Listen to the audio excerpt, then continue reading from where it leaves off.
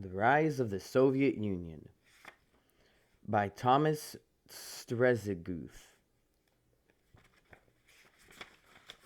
Today we will be reading Chapter 1, The Revolution and its Aftermath. But before we do, we shall read the foreword and the introduction. Actually, not the foreword, because that's crap we don't care about. We will be first reading the introduction and then Chapter 1. Since the reign of the 17th century monarch Ivan the Terrible, the Russian Empire ruled by the principle of divine right. The Tsars, emperors of this vast state, governed as they wished. The state punished dissent by torture, imprisonment, exile, and execution, gave no voice to the Russian people in creating the laws and institutions that governed them. The roots of Russian absolutism lay in the country's long history of isolation and invasion. The adoption of the Eastern rites of Christianity in the 10th century divided Russian culture from that of Western Europe for nearly 1,000 years. The Mongol invasion of the 13th century have given the country over to the rule of harsh Tatar lords, who ruled by using Russian princes as their principal tools of collecting tribute and denouncing their enemies. The Princess of Moscow eventually helped drive out the Tatars and then claimed the right to rule the entire Russian nation as Tsar. In their governments, they largely followed the harsh methods of their former Tatar overlords. Resistance to Russian autocracy came sporadically. A Decembrist revolt of army officers occurred in 1825, but accomplished very little. In 1861, Russian serfs were freed, an event that led to the founding of revolutionary parties inspired by the writings of Western Europeans, such as Karl Marx. The underground Russian socialist movement of the late 19th century established the Social Revolutionary Party, dedicated to the seizure of estates and the redistribution of the land to the peasants. The socialist parties gained followers from among young students and a small class of Russian intellectuals. When Tsar Alexander II was assassinated in 1881, the harsh reaction drove out these scattered revolutionary groups underground. One of these socialists, Vladimir Ilyich Ulyanov, known as Lenin, was banished to Siberia for his subversive activities. Lenin's term of exile did not soften his determination to see the Tsar and the imperial government destroyed. After winning his freedom, Lenin moved to St. Petersburg, the Russian capital, where he worked part-time as a lawyer and full-time as a revolutionary. In 1900, Lenin moved out of the country to exile in Western Europe, where he dedicated his time to overthrowing the new Tsar, Nicholas II, and establishing a communist state, a utopian nation of the future that would be dedicated to economic justice by and for the workers. Lenin believed he had found his blueprint for revolution in the works of Marx and Friedrich Engels in their book The Communist Manifesto. Lenin wrote and worked tirelessly for the Russian Social Democratic Party, developing his own version of the Marxist theory, adapting it as he saw fit to conditions within Russia. Lenin believed that in the revolutionary elite, a vanguard of dedicated professionals who would lead the revolution and instruct the masses of workers and peasants in the goal of socialism. The elite would need to select precisely the right moment to overthrow the Tsar and, with the help of the masses, establish the subsequent socialist government, which was one step on the road to the ultimate goal of communism, the utopia of perfect equality and justice that would make organized government itself a thing of the past. At a meeting of the Social Democratic Party in 1903, Lenin established a revolutionary elite by splitting from a more moderate wing of the party, forming his own Bolshevik majority faction, which called for absolute obedience to Lenin's own idea in a future one-party government. Humiliation and revolt. Russia's ambitions as a world power were buttressed by its reputation for military prowess, which had won by the defeat of Napoleon and the French army in 1812. In the 19th century, the Russian Empire was the largest state in history, stretching south to the Black Sea and east to the deserts of Mongolia and the Pacific Ocean. But in the Far East, Russia's ambition and military might encounter the Empire of Japan, whose rulers sought control of Pacific coastal islands and Manchuria, a vast region of mountain and desert lying between Russian Siberia and the Empire of China. The rivalry sparked war in 1904, a conflict that went badly for Russia. The Tsar's armies were soundly defeated in Manchuria, and the Russian fleet was annihilated by the Japanese at the Battle of Tsushima. Defeat in the Russo-Japanese War represented complete humiliation for the Tsar and his officers, revealing that the Russian military had been completely unprepared for war against an enemy considered inferior in every way. The incompetence and corruption of the Tsar's government angered Russians, who had made hard sacrifices to support the war effort. In 1905, after the aftermath of this defeat, a spontaneous revolution broke out in Russian cities. There were mutinies in the army and hundreds of strikes and demonstrations in Russian factories and streets. The uprising was put down by brute force, and its leaders were jailed or exiled. As disorganized and leaderless as the 1905 revolution turned out to be, however, it still had an important effect on the Russian socialists. As Orlando Figes, an historian of the Russian Revolution, points out, in the long run, the Bolsheviks were the real victors of the 1905 revolution. It was only after 1905 that the rival wings of the social democratic movement emerged as two distinctive parties, each with its own political culture, system of ethics, philosophy, and methods. Lenin's tactical shifts made all the difference. The basic tenets of the Bolshevik political philosophy had already been formed by 1903, but it was only after 1905 as Lenin digested the practical lessons of the failed revolution that its unique strategic features began to emerge. Hence Lenin's reference 15 years later to the 1905 revolution as a dress rehearsal for the Bolshevik seizure of power. The Tsars realized that, to avoid future trouble, his government would have to make some concessions to show to those demanding a representative government. The assembly known as the Duma, which had only been an advisory council to the Tsar, was again allowed to meet. Hopeful Russians believed that this might be the first step on the road to representative government in the country that might achieve a peaceful transition to a figurehead monarchy and elected assembly. World War I. In the summer of 1914, trouble among the Balkan nations of Central Europe sparked a declaration of war. Followed by 4 years of fighting by the great powers of Europe, Russia found itself drawn into World War I through a military alliance it had signed with Great Britain and France. Nations had ranged themselves against Germany and Austria-Hungary. On the war's distant eastern fronts, Russian armies found themselves outmaneuvered and outgunned by the Germans and stalemated against Austria.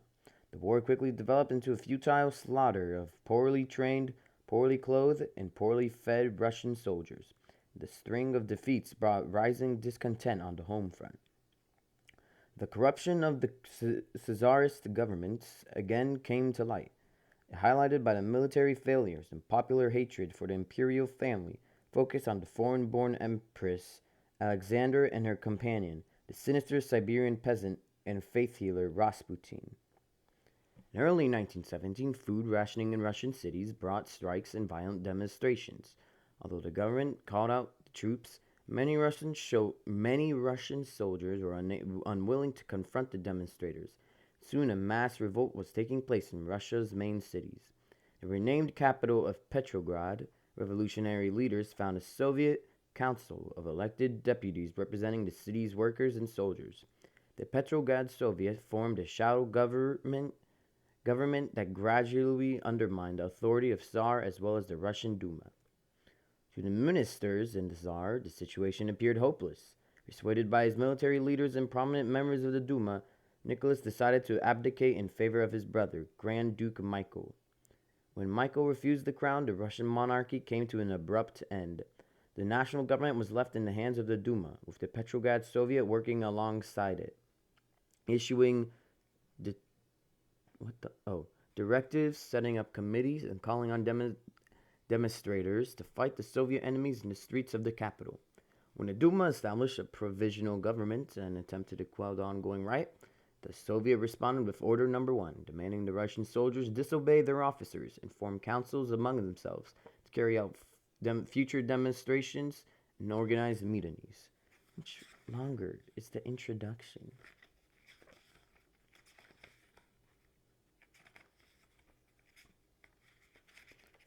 What the? Oh my god. What? The introduction is so long. I'm not doing chapter 1. Yeah, I'm not doing chapter. This is very long. Oh, where the fuck am I? Okay. The return of Lenin. Sensing that the time for the Bolshevik Revolution was fast approaching, Lenin prepared for his return to Russia. The German government, which saw him as a key to weakening Russia and forcing it out of the war, offered him money and transportation. Oh god. In a sealed train, Lenin was transported across Germany to Finland and across the Russian border to Petrograd, where he arrived to the enthusiastic cheers of Bolshevik supporters in April 1917.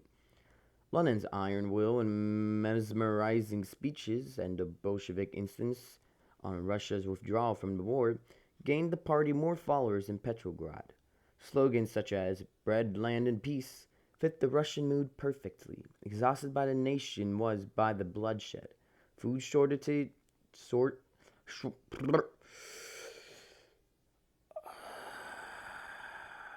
food shortages and general misery brought by the war. The rest of the nation shifted toward the socialist revolutionaries, and in May, after further demonstrations, a social revolutionary leader named Alexander Kerensky joined the provisional government as its war minister. Okay. Challenged by the Petrograd Soviet, the provisional government's tenuous, I don't know that word. Hold on, the country deteriorated in July when an offensive at the front failed. This time, the Bolsheviks were in position to take advantage of the discontent, and Bolshevik agitation sparked further riots in July.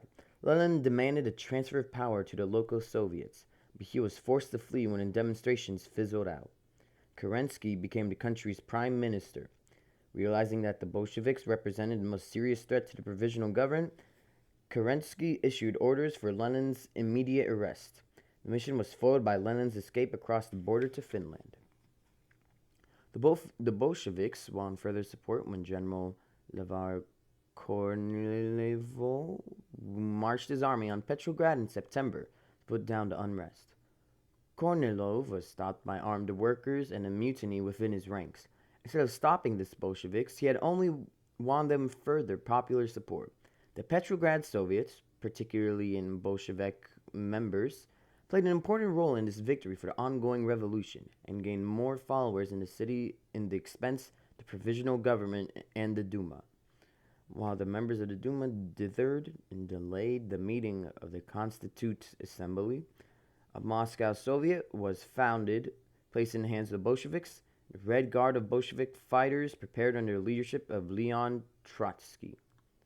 Lenin knew that the weakening provisional government needed only a firm shove, applied by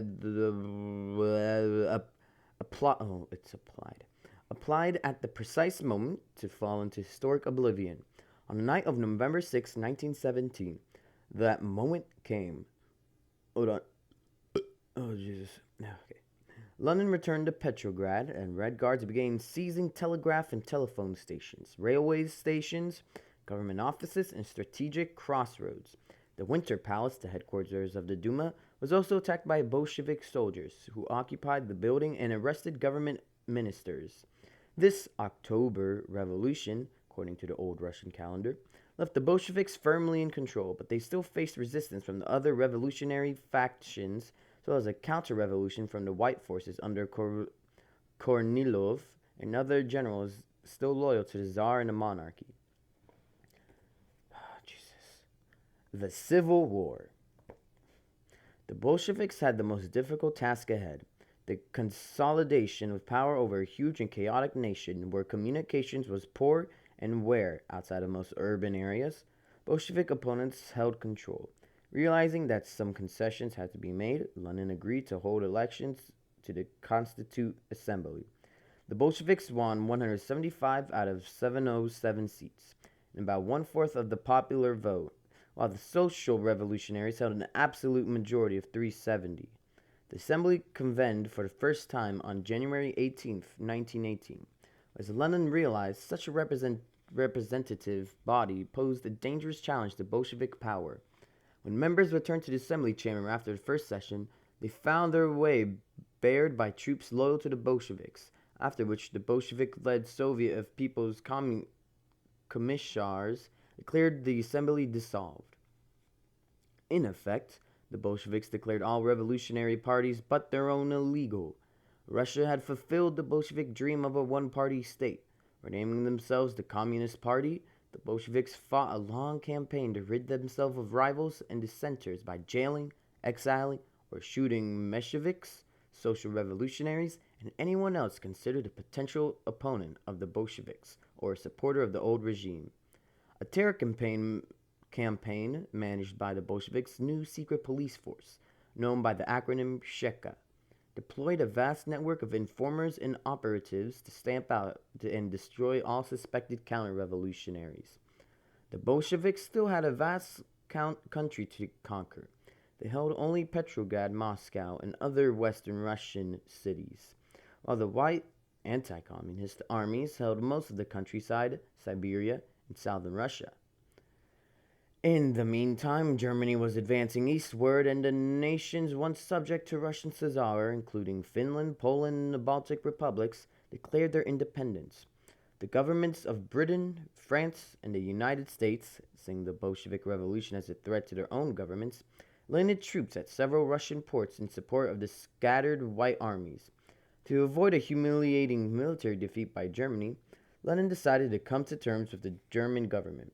In 1918, he agreed to the Treaty of Brest-Litovsk, which Russia gave up a large swath of its western territory in exchange for a ceasefire. The Bolsheviks had plenty of internal enemies to fight. With Trotsky's tireless and stern leadership, the Red Army managed to beat off the White armies and keep their grip on the principal cities of western Russia. The Whites, meanwhile, could not manage to cooperate and coordinate their campaign, nor could the Whites manage to gain enough popular support to erode the power of the Bolsheviks within Russia's city. By the end of 1920, the last White Army had fled Russia, and the Red Army could declare victory and an end to the Civil War. War, communism, and the new economic policy. To fight this war, Lenin and the Bolsheviks had declared policies of food requisitioning, the seizure of industries, and forced conscription into the Red Army. These policies of war communism put people throughout Russia in a desperate situation. Starvation, epidemics, and violent crime became the daily lot of millions of Russian civilians. How could I not say that? Orlando Figs described these conditions. By 1921, the whole population was living in patched-up clothes and shoes, cooking with broken kitchen utensils, drinking from cracked cups. Everyone needed something new. People set up stalls in the streets to sell or exchange their basic household goods, much as they do today of most of Russia's cities. Flea markets boomed, while bagging, bartering goods for food, to and from the countryside once again became a mass phenomenon. As Lenin realized, the dire state of post-revolutionary Russia seriously threatened Bolshevik control. There was widespread hostility to the Reds despite their defeat of the White armies, and famine was weakening their power base in the cities of western Russia. Industrial production was so low that the urban areas did not have sufficient goods to require food from the countryside.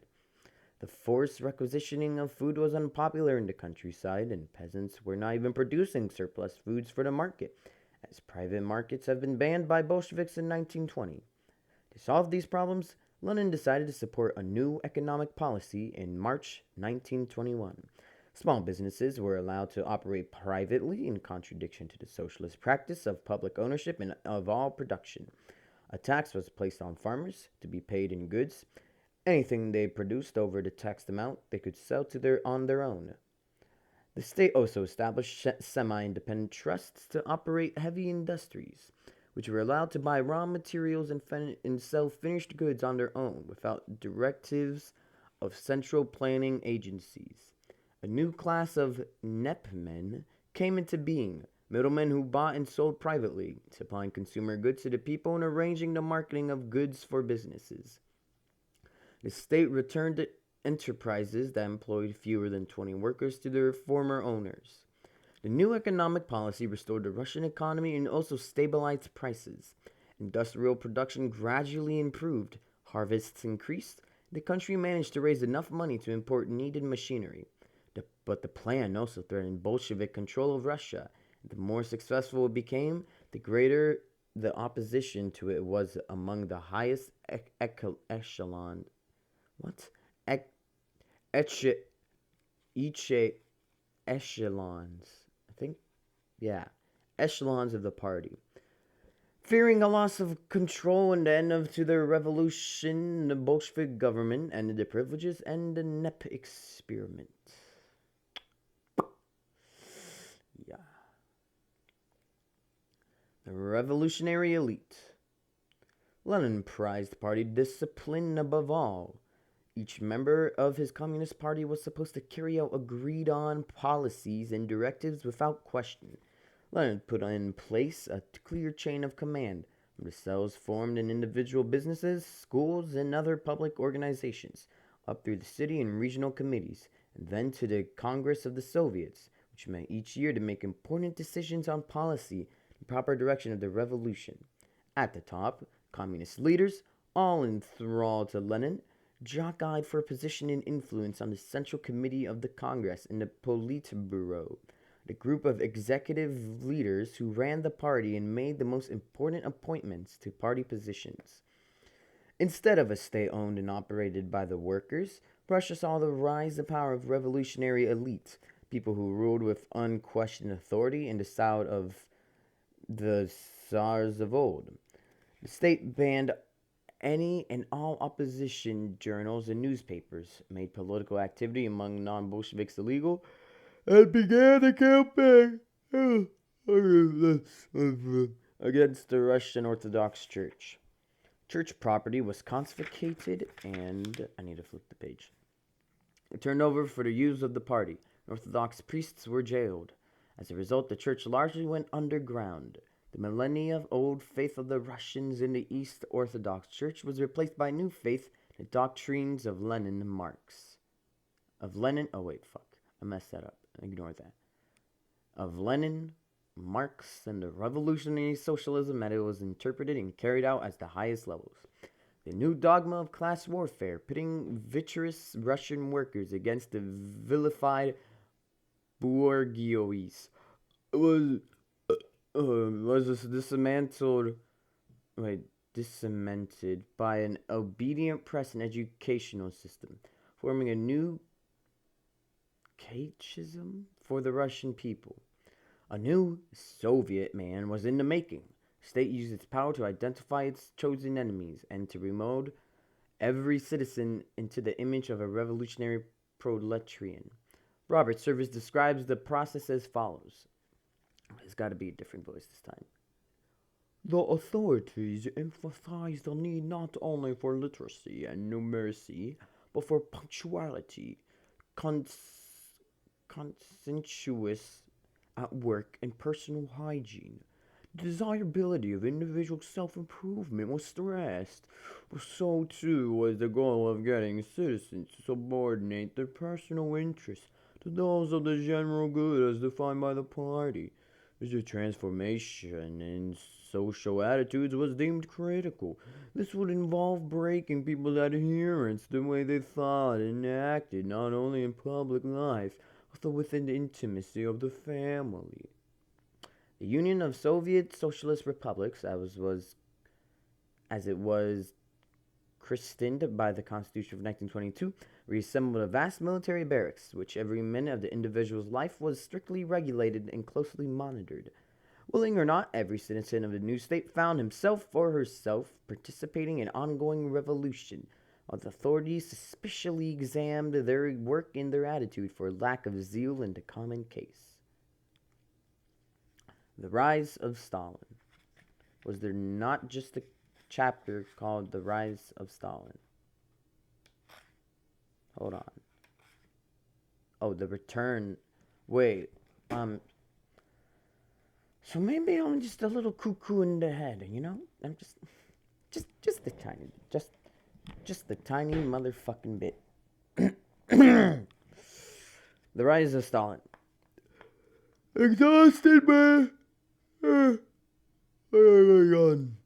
Exhausted by the years of endless work for the party and his revolution, Lenin suffered a series of strokes in the early 1920s that left him unable to write or speak. What a fucking loser. While the leader's health declined, his followers maneuvered to gain leadership of the Politburo and Central Committee. One of the most skilled maneuverers was Joseph Stalin, a loyal Bolshevik from the region of Georgia. That's where I'm from, by the way. You should go there, it's pretty cool. Who had served the party as a writer, recruiter, bank robber, and expert on Russia's ethnic nationalities. Stalin saw Lenin's illness as an opportunity to consolidate his power in the highest party organizations. He had one serious hurdle to overcome: Lenin's own opinion of him. Before his death in January 1924, Lenin had written a testament in which he criticized Stalin for his crudeness and declared him unfit for party leadership. When the testament was read out at a meeting in April, just after Lenin's death, Stalin freely admitted his faults. His humble pose won support among several of the members present, including Lev Kamenev and Grigory Zinoviev, who turned aside a motion to expel Stalin from the party, with whom he formed a high-level triumvirate. Stalin gradually strengthened his powers by setting his opponents against each other and undermining them one by one. Kamenev, Zinoviev, and Trotsky were discredited and eventually fell from grace in the party among the public. To further consolidate his hold on the country, Stalin began a campaign of collectivization in the late 1920s. Private farmers were driven on to collective farms. Communist authority was enforced at gunpoint in the countryside. The collective drive was prepared by a famine announced by the government that, in fact, did not exist. The famine was blamed on wealthy farmers known as kulaks, who were accused of hoarding their food in order to get a higher price. By 1929, the collectivization drive was in full swing, with the Communist Party doing its utmost to eliminate the kulaks as a social class. The result was a bitter struggle in the countryside between the middle class and poor peasants, egged on by local communist cadres and backed up by the Red Army. Millions of deaths by violence and famine occurred over the next several years. Many Russian peasants destroyed their equipment and slaughtered their animals rather than see their property fall into the hands of local Soviets. The kolkhoz, or collective farm, gradually replaced the private farming estate, with much of the equipment and the stock expropriated for the kulaks. But because the most productive farmers had either been killed or sent to labor camps, became so much equipment had been destroyed, Russian agriculture suffered a long-lasting downturn, aggravated by the inefficiencies in the state-controlled distribution of seed, fertilizer, and harvested crops. Millions of farmers in Russia and Ukraine died of hunger in one of the world's most productive grain-growing regions, while Russia exported food in order to buy machinery for a crash program of industrialization. By the late 1930s, nearly every acre of Russian farmland was under collective management. I need a water break. Give me a minute.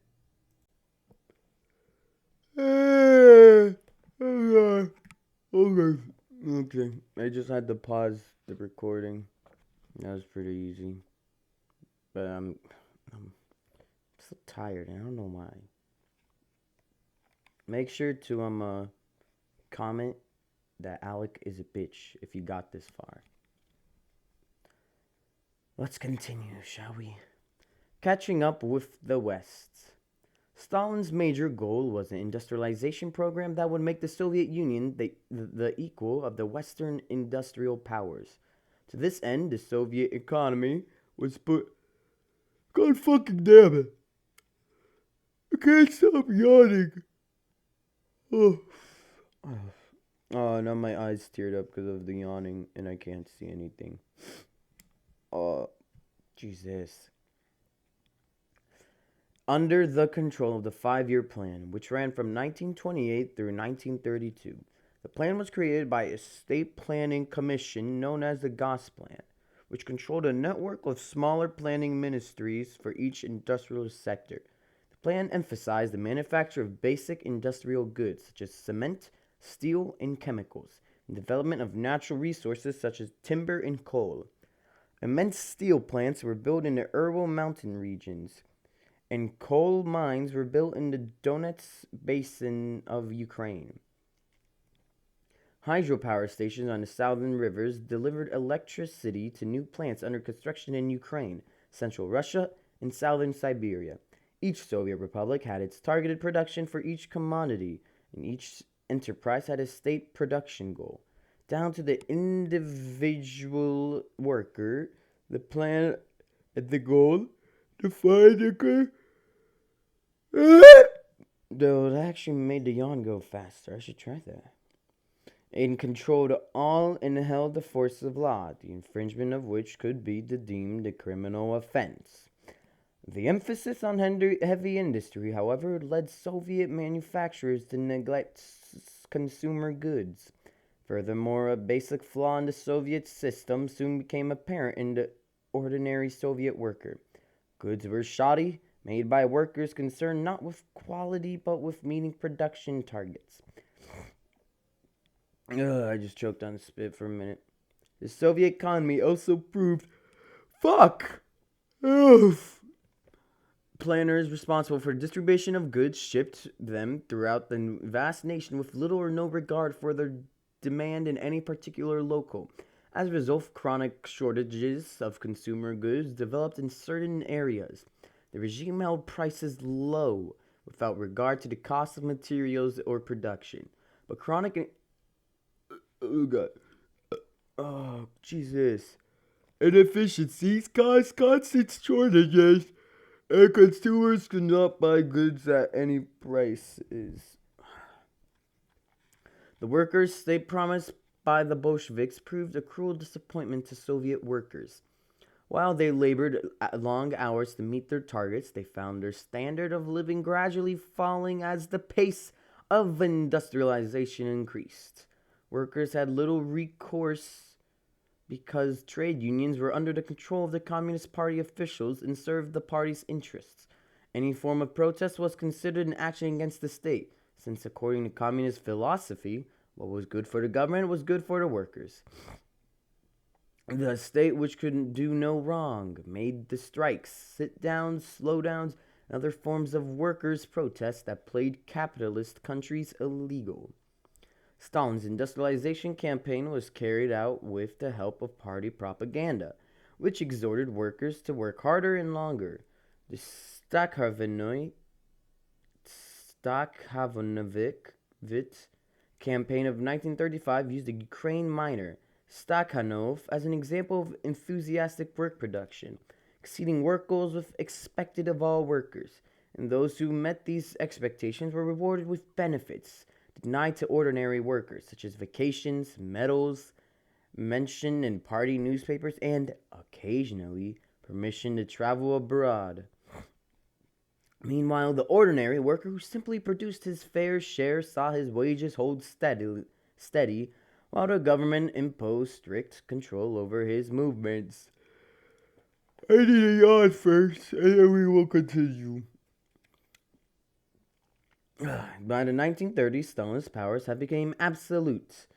His statements and decisions were not questioned by anyone. In the press and the Soviet publications, he was completely identified with the Soviet system and with the USSR as a state. The Soviet ideology had become a religion, and the doctrines of Lenin and Stalin were passed down as holy scripture. As David Satter, in his book Age of Delirium, puts it, I gotta do a different voice again. The Soviet Union was something new. It was the first state in history to be based explicitly on atheism, and it compensated for the missing absolute, endowing itself with the attributes of God. What became important was not true, but what could be made to appear to be true, as the structure of factual reality was replaced with organized falsification, so that real life might, if only after the fact, appear to conform with the Soviet ideology. Yeah, that was a pretty good voice. Stalin saw many enemies among the people he led and within the party he professed to love. Despite his complete control over a huge nation, Stalin was a paranoid individual with deep suspicion of those around him, especially those who have gained any authority or popularity of their own. Trotsky, his main enemy, had been driven into exile in 1929. Following the banishing of Trotsky, who he held up as a traitor and enemy of the state, Stalin concentrated on former Mensheviks, social revolutionaries, and other members of the Bolshevik party considered too moderate.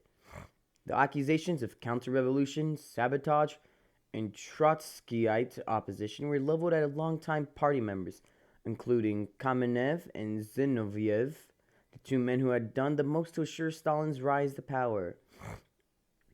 A network of informats would develop at the highest levels of the Communist Party, and opposition was snuffed out through the show trials, imprisonment, confessions extracted through torture, and swift executions. Wow, Stalin was a pretty big dick. Make sure you write that down in your notes. Did I say you were taking notes? Because you got to be taking notes. Just saying.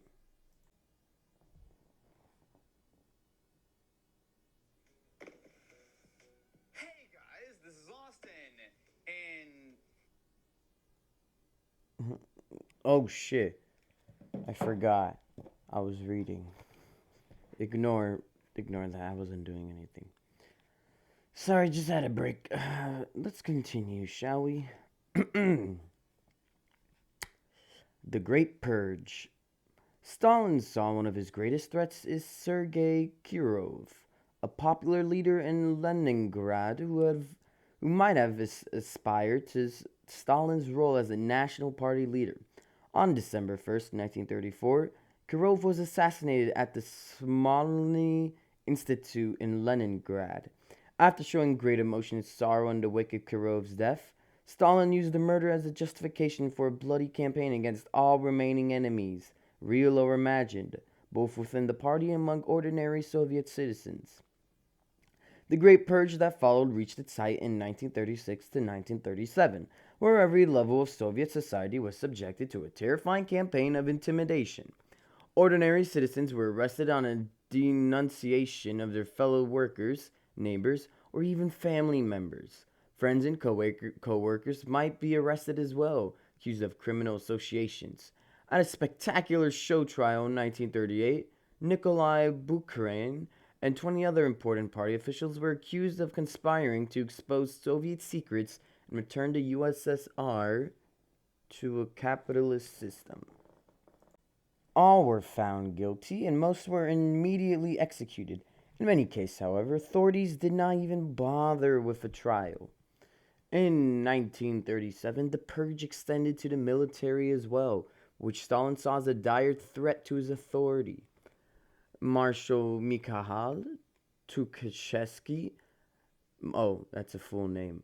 Marshal Mikhail Tukhachevsky, a hero of the Russian Civil War, was the most prominent victim executed as a part of the Red Army purge, but the majority of high officers of the Red Army were either imprisoned or executed as well. Stalin mounted this attack on his own officers on the eve of another world war, which he surely saw was coming. Robert C. Tucker, in Stalin in Power, provides one of the possible explanations for the military purge. I'm going to do a voice. Those within the high command looked in Tukhachevsky and their leader belonged to the Bolshevik Civil War generation. They were loyal Soviet soldiers, but especially in Tukhachevsky's case, men of independent mind and character who defended their viewpoints in high councils. Apart from the fact that the fact that three of the highest command were Jews, the cohort of Bolshevik military professionals was strongly anti-Nazi in spite of its respect for German military progress. And Stalin knew he could not easily stomach the kind accord to Hitler that he contemplated. Finally, the Tuchkevest command, along with the military establishment that looked to it for leadership, was, by its very existence, an obstacle to the totally autocratic new state that Stalin was forging. Stalin's purge of the military took place at a time when war again threatened Europe. The rise of the Nazi Party in Germany brought about the rapid buildup of Germany's army and navy, in defiance of the World War I treaties that had severely restricted the size of the German military. In the interest of weakening Soviet Russia, the Gestapo, the state police established by the Nazis, sought to cast suspicion among the most capable Red Army leaders. Cooperating fully with Stalin's NKVD, the Soviet police organization that was carrying out the arrests and executions, the Gestapo supplied confessions and incriminating evidence, which were presented at the trials of these leaders. As a result, the Nazis had the satisfaction of seeing Russia's army decapitated just as Germany was preparing for a war of conquest that would directly threaten the Soviet borders. In the meantime, at Stalin's behest, the USSR wrote another constitution in 1936. This document declared that Federation of 11 Soviet republics. Several autonomous republics and regions were also created as homelands for ethnic minorities within Russia itself.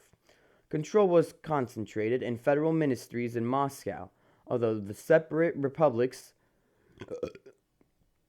I just puked out something for. Oh, Jesus. A little bit of the frickin' Chick-fil-A came out. Were given some independence in the matters of culture. In the matters of culture, language, and education. A Supreme Soviet was formed to pass laws, but in effect, this two-house legislation would serve as a rubber stamp for the edicts passed on to it by a smaller executive committee, the Presidium. Although elections were held, all candidates ran unopposed, and all were members of the Communist Party, which had a structure and organization that mirrored that of the constitutional government. The real power within the Soviet Union had always lain. I'm trying to turn on. Where the fuck is the light switch? There we go. Now I can read. Where was I? Has always lain with the party, and it was within the party that the average Soviet citizen had his or own only chance to rise to a position of influence. From an early age, students were indoctrinated in the history and functions of the party, given the revolutionary icon of Lenin to study and worship. The Komsomol, or Communist Youth League, accepted members from the functionaries.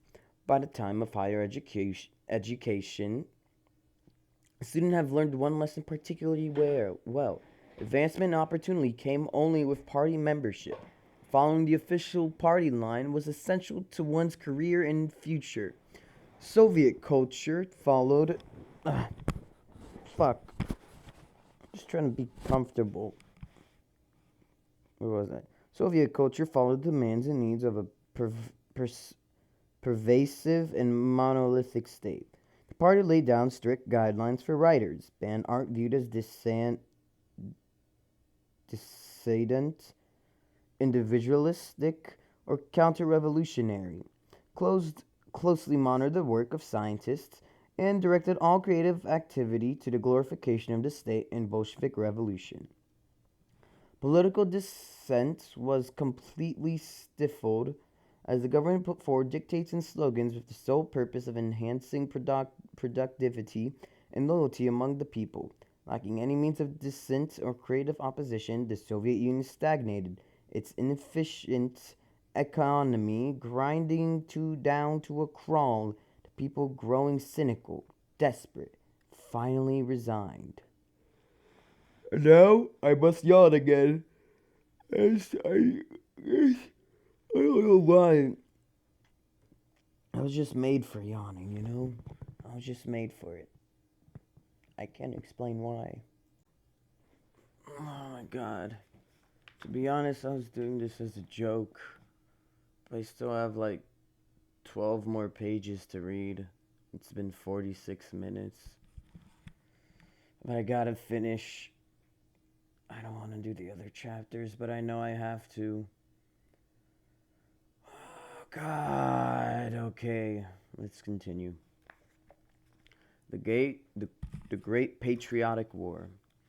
Realizing that Hitler's Germany and possibly Japan would eventually pose a serious threat to his nation, and that France and Great Britain would probably not be of much help in the coming war, Stalin attempted to hold off the inevitable by signing the German-Soviet Pact of August 1939.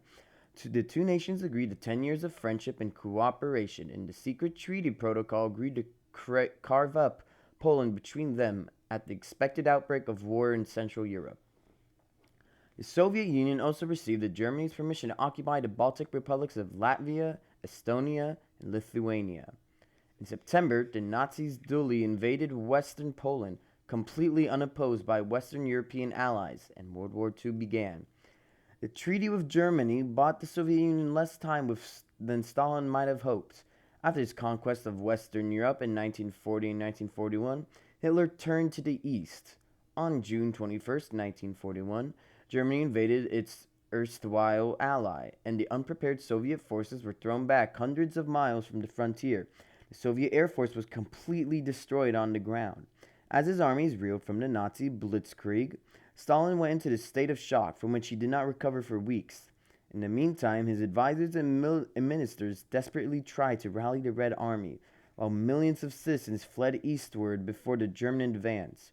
The villages and towns of western Russia and Ukraine were devastated by German planes, tanks, and infantry. The Baltic republics fell like dominoes as disorganized remnants of the Red Army retreated towards Leningrad. Oh god. By the winter of 1942, the German army had reached the suburbs of both Leningrad and Moscow and was driving on the Volga River in the important industrial city of Stalingrad. That bitter cold winter, however, proved to be the turning point of World War II. German armies were stopped just west of Moscow and surrounded and defeated at Stalingrad. Although the Germans began the siege of Leningrad, and the majority of the city's population eventually perished from bombs, artillery, or starvation, this tactic failed in the end. On Stalin's orders, Soviet industrial plants were disassembled and moved to the east. Workers were brought from Siberian labor camps and put on killing shifts to produce the needed military hardware. Stalin's new allies, the United States, Britain, and France, found themselves occupied with their own all-out war with Germany in Western Europe. But the United States did provide assistance to the Soviet Union in the form of Lend-Lease program, which essential ships, tanks, and artillery pieces were lent to Stalin's armies. Defeated by weather and by space, the German army was finally thrown back in 1944, late in the year. Late in the year, the Red Army drove the occupied Poland and then moved up onto Germany itself. In the spring of 1945, the Red Army finally reached the German capital of Berlin. The war in Europe ended with Hitler's suicide on April 30th, 1945, and Germany's surrender 1 week later.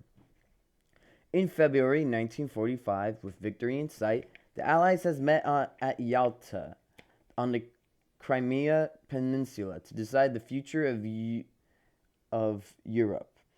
Determined to establish the United Nations, an international diplomatic organization, and to get the Soviet Union involved in the War of Japan, U.S. President Franklin Roosevelt made several important concessions at the conference, including the right of the Soviet Union to establish for itself a sphere of influence in Central Europe.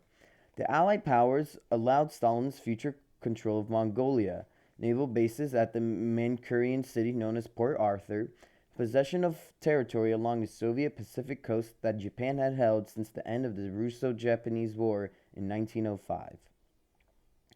As part of the agreement signed at Yalta, the Soviet Union did finally declare war on Japan, but not until August 8, 1945, 2 days after the destruction of the Japanese city of Hiroshima by a U.S. atomic bomb. Japan formally surrendered on September 2nd. End of an alliance. The end of the war also brought the end of an alliance between the Soviet Union and Western powers. The Red Army, in its drive through Central Europe, had remained unopposed in Poland, Czechoslovakia, Hungary, Romania, and Bulgaria, and saw to it that, after the war, communists friendly to the Soviet government held power in these once independent nations. The Soviet Union saw this as a protective measure intending to set up a buffer zone of friendly governments that would prevent another surprise like the German invasion of June 1941. As described by Prime Minister Winston Churchill of Great Britain, an Iron Curtain fell on Europe, dividing the nations allied with the United States from those in the Soviet sphere of influence. Germany itself was divided into 4 zones of control, each occupied by one of the Allies. Berlin, lying in the Soviet zone, was divided among the Allies. The Soviets occupied in the eastern sector of the city. As Europe slowly rebuilt from World War II, a Cold War developed between the United States and the Soviet Union, the two world superpowers. The former Allies competed for trade. Okay, I am back. I've completely lost my place in the book. It was something about Cold War, so I'm going to start from the former Allies. The former Allies competed for trade, military dominance, and allies among the nations of the world emerging from their old status as European colonies. In the foreground of the war were the respective leaders of the two countries, speaking out against the injustice in each other's nations. Sharing public consciousness were two growing arsenals of nuclear weapons, which threatened to engulf the world in yet another more devastating world war.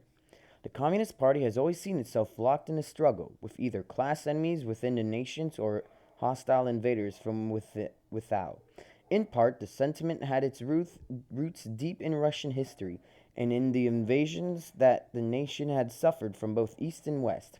From the Soviet government viewpoint, the military and economic power of the United States after World War II posed a direct threat to the survival of the Soviet Union. These suspicions seemed confirmed by the abrupt end of the Lend-Lease program during a time when the Soviet Union was just starting to recover from the devastating impact of the war, which had left more than 20 million Soviet citizens dead. Soviet suspicions were reinforced by the military alliances of the post-war world, such as the North Atlantic Treaty Organization, NATO, which set up a powerful bloc of U.S. allied nations in Western Europe, and the U.S.-created Marshall Plan, which extended aid to Europe and created a cordon of states friendly to the United States along the front lines of the U.S.-Soviet confrontation. The death of Stalin in March 1953 left the Soviet Union with a vacuum at the topmost levels of the Communist Party. After so many years of totalitarian rule under Stalin, the Soviet government had no clear method for choosing a successor. A powerful struggle developed at the top among Georgy Malkinov, Vyacheslav Molotov, Nikita Khrushchev, and Lavrenti Beria. These 4 men had been favored by Stalin with appointments to top posts in the Soviet government, leaders of a system deemed to be scientific and historically inevitable. They entered into the Byzantine alliances, rivalries, and machinisms, whose outcomes was far from clear for many years. Historian Fred Coleman, writing in 1996, sees the death of Stalin as the far-reaching event that still affects Russian society. Great, I gotta do another voice. Get the fuck? There's a lawnmower outside, and the dogs are barking. Great. I don't know if you can hear that. All right, let's do this voice. Stalin's death was open a power struggle in Russia that continues to this day. The great dictator held all political, economic, and military decision makings in his hands. With his death on March 5th, 1953, all the formidable power was up for grabs. Ambitious potential successors have maneuvered ever since to secure as much as an authority as possible for themselves. The result has been a permanent battle for the top leadership, with no holds barred, no elections, no constitutions guaranteed, have yet been made a difference in any of the worst political crises in Moscow since the Stalin era. Ultimately, only effective brute force has been decisive. No aspect of the Stalinist legacy is more ominous for the future. What did you say, Boo Boo Bear? I'm gonna go get a picnic basket, bitch. The post-Soviet infighting reached a climax with the arrest and execution of Lavrenti Beria in the fall of 1953.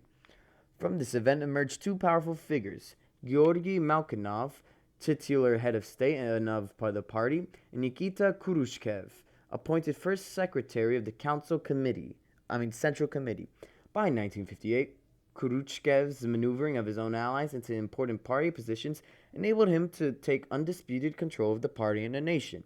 Although he had defeated several important rivals, he also allowed him to live, a breakthrough that represented a very different style of leadership for the Soviet Union. As time passed, Khrushchev distanced himself from the Stalinistic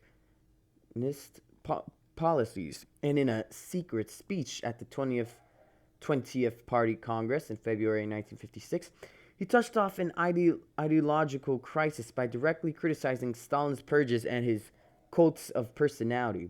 The excesses of the Stalinist age, the show trials, labor camps, forced collectivization, and summary executions were laid bare for party members to examine, discuss, and criticize. A process of de-Stalinization began in communist parties around the world, which scrambled to keep up with the revolutionary changes taking place in Soviet ideology. To the despair of conservatives, now referred to as Stalinists, Khrushchev also decreed a culture thaw for Soviet citizens. Previously banned writers were allowed to publish their books, and the forbidden subjects of political repression in labor camps saw the light of day for the first time in Soviet books and newspapers. The landmark event of the culture thaw was the publication in 1962 of Alexander Solzhenitsyn's One Day in the Life of Ivan Denskonovich, a depiction of the brutal life in a Siberian labor camp. With his secret speech at the 20th Party Congress, Khrushchev unveiled a long and agonizing change within the Soviet Communist Party, but he intended much more: a sweeping reform of the Soviet economy through innovation in industry and agriculture. Planners were instructed to emphasize production of consumer goods over heavy industry. An ambitious program to grow corn in the arid plains of Central Asia was implemented, and the Soviet government allowed cultural and scientific changes within the West. Khrushchev also decreed a split between industrial and agriculture planning ministries in each Republican region, a direct blow to the power of entrenched Soviet bureaucrats. Meanwhile, even as the Cold War was reaching its height, Khrushchev was showing a friendlier face to the West. Following Lenin's original line, which was still the constant measure of integrity within the Soviet government, he also vowed that someday the communist nations would surpass and bury the United States and its allies, which he believed would soon be discarding their outdated capitalist economies and multi-party political systems. Okay, we're almost done. Not really. 7 more pages. Stagnation and confrontation. Khrushchev still saw the Soviet Union as a world power, as the leader in an international fight against Western decadence and imperialism. In Khrushchev's view, it was the Soviet Union's obligation to aid and abet revolutionary movements around the world. The communist ideology provided the guiding light for nations emerging from colonial exploitation.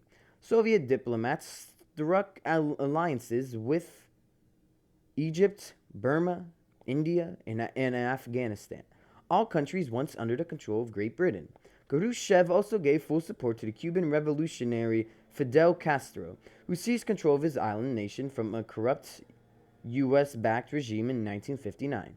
The Soviet Union exchanged in its grain and arms for Cuban sugar. Castro was promised the full support of the Soviet military in any confrontation with the United States, which lay just 90 miles from Cuba's northern shore. The Soviet-Cuban alliance brought the most frightening confrontation of the Cold War in the fall of 1962, when a U.S. high-altitude spy plane spotted Soviet nuclear missiles on Cuban soil. Cuban Missile Crisis had begun, with the United States imposing a naval blockade on Cuba and Khrushchev threatening direct action by his military to break it. Eventually, through a series of letters and secret communications, the superpowers narrowly avoided a nuclear confrontation. While the Soviet Union agreed to withdraw its missiles from Cuba, the United States agreed to disassemble nuclear weapons installed in Turkey, a NATO ally bordering the Soviet Union. Within the Soviet Union, Khrushchev's peers saw the missile crisis as a defeat for Soviet prestige. Khrushchev's popularity declined, not only because of this event, but also because of this event. What? There's an error. It says not only because of this event, but also because of this event. Who made this book? Thomas Streziguth, book editor? Dude, you are fucking stupid. How did you miss that? You fucking dipshit, dumbass. Let me continue now. Not only because of this event, but also because of this event, but also from the failure of reforms he had introduced in industry and agriculture. Inefficiency, low production, poor quality, and shortages continue to plague the economy, while Soviet defense spending grew increasingly burdensome. Eventually, Khrushchev's energy and stubbornness led to his downfall. Shaken up by his reform of the party and his economic initiatives, his colleagues on the Presidium turned against him. Majority of Central Committee members aligned with his opponents and voted in favor of a resolution condemning, in part, Khrushchev's own cult of personality. On October 14th, 1964, he was quietly forced to resign all of his official posts. The government assigned him a modest dacha villa near Moscow, where he lived on a government pension, never to return to the Soviet government or to the service of the Communist Party. As one who had emerged from a bitter party struggle with his life and his freedom, however, Khrushchev was a symbol of progress the Soviet Union has made since the days of Joseph Stalin. Sorry, I kind of just zoomed out for a moment. Under the collective leadership of the first secretary of the Communist Party, Leonid Brezhnev, Soviet Prime Minister Alexei Kozgin, and Soviet President Nikolai Podgorny, the Communist Party and Soviet Union returned to... Are you serious? Okay. Someone's at the door. Let me see who it is. And we are back. I did not have to answer the door. Oh shit, now I have to find where I was. Give me a moment.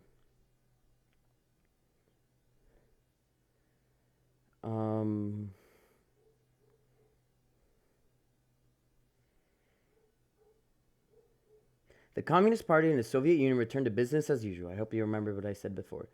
The new regional ministries Khrushchev had created were abolished, and the power was again concentrated into the central government in Moscow. Under Brezhnev, who emerged as the first among equals, party bureaucrats and officials lived in comfort and privilege. They were allowed their own schools, shops, and vacation retreats. Their children followed in their footsteps within the Soviet ministries and committees, and the class of nomenklatura formed a hereditary Soviet aristocracy. Brezhnev led the fight against political reform outside the Soviet Union as well. Since the end of World War II, the Soviet allied countries of Central Europe had formed a loyal front against the suspected ambitions of NATO and the United States. Under Soviet directions, communist governments of this region had signed into the Warsaw Pact in 1955, which unified the various military commands under Soviet control. But these nations also had a history of democratic freedom that could not be completely overcome by treaties and directives from Moscow. In the spring of 1968, Czechoslovakia, under Communist Party First Secretary Alexander Dubček, began experimenting with a free press and open debate regarding socialism and economic policy. On August 20th, Soviet tanks rolled into Prague, the Czech capital, and the campaign dubbed Communism with a Human Face abruptly ended. The invasion of Czechoslovakia vividly illustrated the Brezhnev Doctrine to communist governments in the rest of Europe and around the world. No deviations from one party rule and the party line as determined by the Soviet government would be tolerated. Despite its economic problems and dissent that would be growing in Central Europe, the Soviet Union remained a superpower. The Soviet space program, a leading symbol of progress and technology, was matching and in some areas surpassing that of the United States. The enormous Soviet nuclear arsenal was persuading U.S. leaders to come to the negotiating table in an effort to equalize the military chessboard. The newly independent nations of Asia and Africa were turning to communist ideology for guidance and to the Soviet Union for arms and economic aid. With its enormous stretches of land and natural resources, the Soviet Union, to many, seemed the country of the future. Yet in many ways, the Soviet Union was still operating as it had in the 1920s. Gosplan was still drawing up its 5-year plans, and central government still had control over the allocation of natural resources. Collectivization did not encourage new investment in agriculture equipment. The annual Soviet grain harvest continued to decline. The country still had to import grain from the United States. Workers grew apathetic, and bureaucratic managers of the state enterprises grew corrupt. Survival meant making deals outside the law and the plan. In the black market, machinery, raw materials, and consumer goods grew several times faster than the official legal economy. Education, healthcare, infrastructure, and social services went into decline. The rigidity of the centrally planned economy proved ill-suited to an era of rapid change and open global trade, which rewarded innovation and adaptability above all. While the standard of living within the Soviet Union stagnated,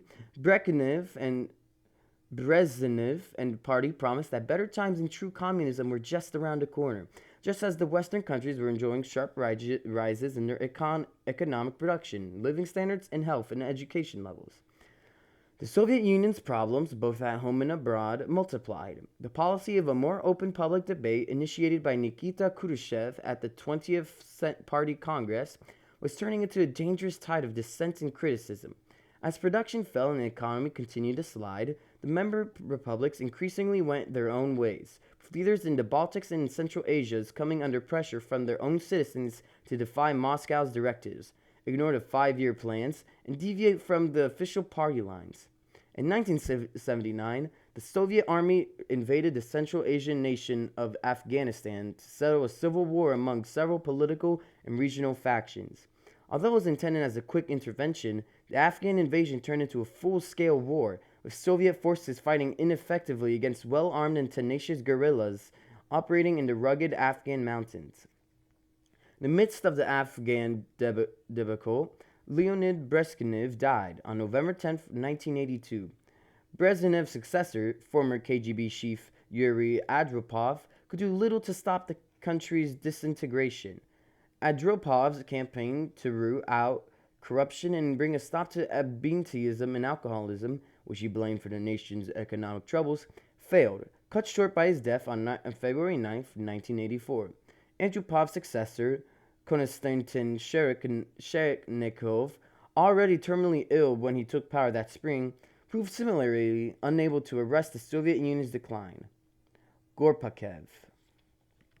I get in there. Hold on, I just got a Discord notification.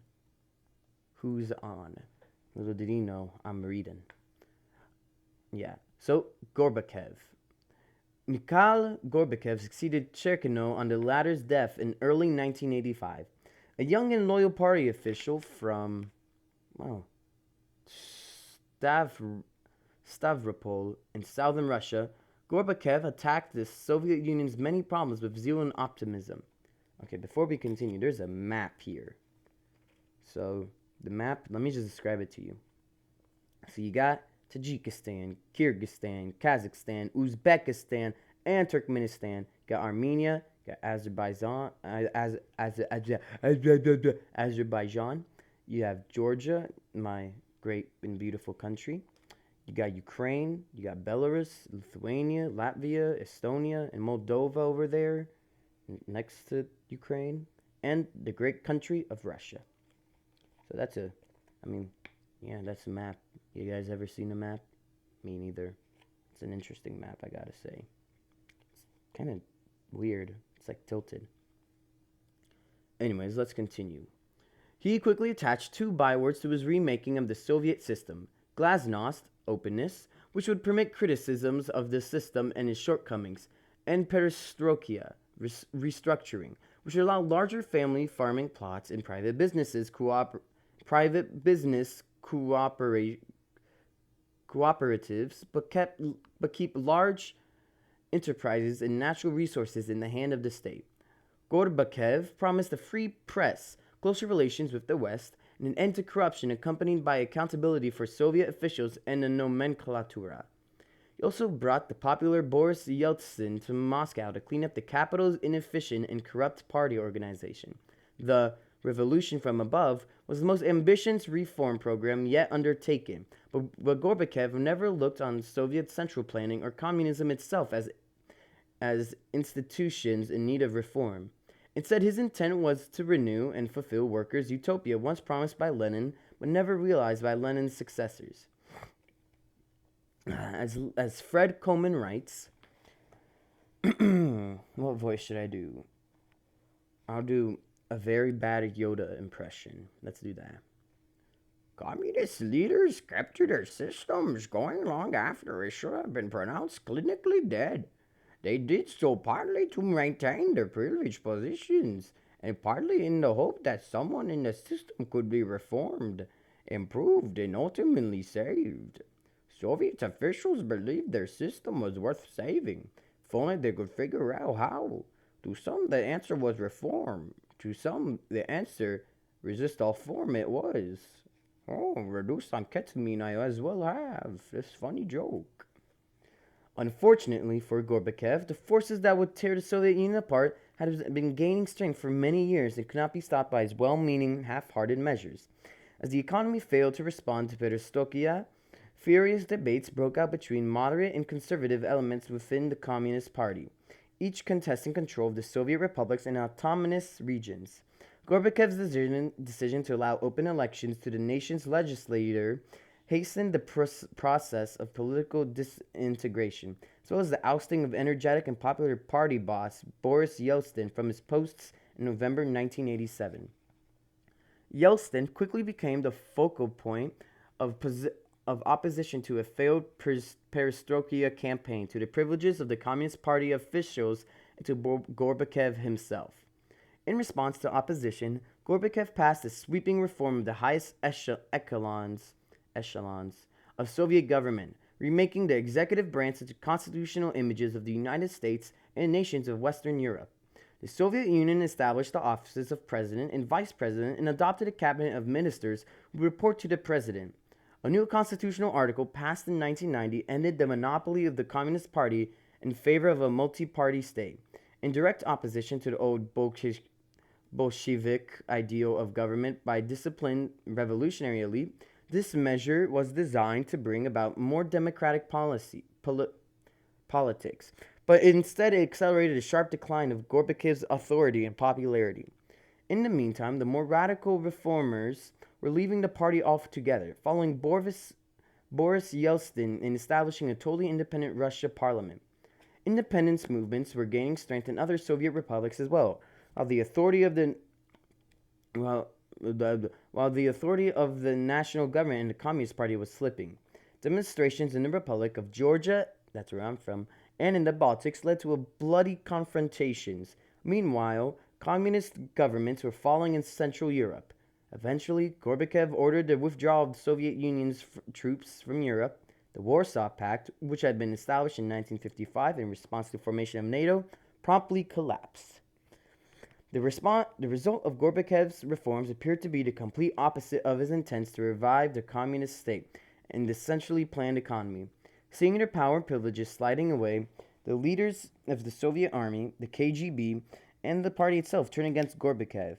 In August 1991, on the eve of the signing of a new Union treaty that would have given the Soviet republics more independence, Vice President Gennady Yanayev and KGB head Vladimir Khrushchev staged a coup in Moscow, declaring that Gorbachev had resigned for reasons of poor health. While Gorbachev was being held under house arrest, Boris Yeltsin organized resistance to the coup from the front steps of the Russian Parliament building in Moscow. When the opponents gathered on the streets of Moscow and within the Soviet military, the coup collapsed and its leaders were arrested. The coup attempt had failed. Instead of reviving Soviet power, now brought about the state's rapid disintegration. One by one, the Soviet republics, including Russia, declared their independence from the Soviet government. On December 8, 1991, Russia, Ukraine, and Belarus declared the founding of the Commonwealth of Independent States, a new state that 8 other former republics would join. On December 25th, Gorbachev resigned, and at the end of the year, the Soviet Union has ceased to exist.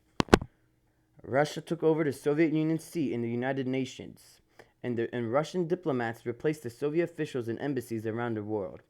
Although the decline had taken place over many years, the final collapse happened with stunning swiftness.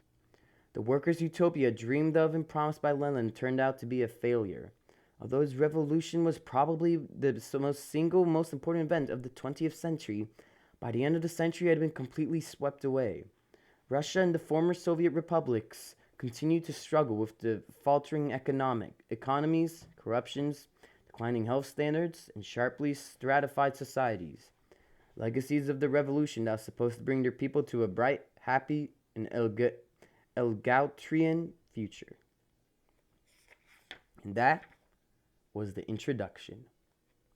And it was an hour and almost 18 minutes. Why was it so long?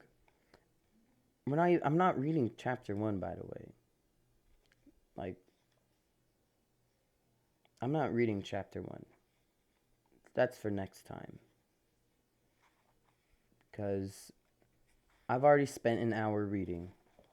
Chapter 1 goes from page 39 to page 79. 40 pages. I'm not doing that right now. I just read 37 pages. So, that's it for part 1. I don't know if there's going to be a part 2. I did this as a joke. I mean, not much else more to the joke. So, yeah. I guess I'll put like an ending music, you know? Hold on, I got a text.